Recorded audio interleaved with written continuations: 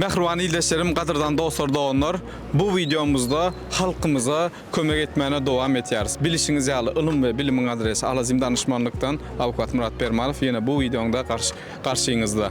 Bilişiniz yalı maksadı ildeşimiz Türkmenistan'dan yan yakında geldi. Bugün ona qoğu bir sürprizimiz var ve özüm şu zada karışmadı, hiç hilyadıyla kurulmadı, özünün duygularını aydalayın ve 10 günün içinde bu zada eye olduk ve özünü kutlayarız. Maksad ildeşimiz sana birinci bilen okul hayatında başarılar dileyerin.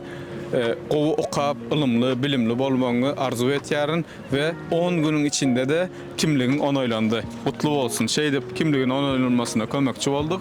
Özüne koşuralım. Kutlu olsun maksat. Sağ olun burada. Köp. Alazim danışmanlığa diyecek saatlerin var mı? Men özümün pikir etmendim. Kimligim beyle çalıp onay gelir deyip size ayreteyim size ve Alazim danışmanlığına köp sağ olsun aydiyan. Ilim ve bilimin adresi Alazim Danışmanlık Türkmen halkına kömek etmek barada birinci ve nomradın bilim danışmanlığı bolup yeralya sizin bu fırsatlardan faydalanmak isteseniz bizim belirli numaralarımıza can edin ve ağza bulunma niyattan çıkarmak. Hoş sağ olun, sağlıkta görüşelim.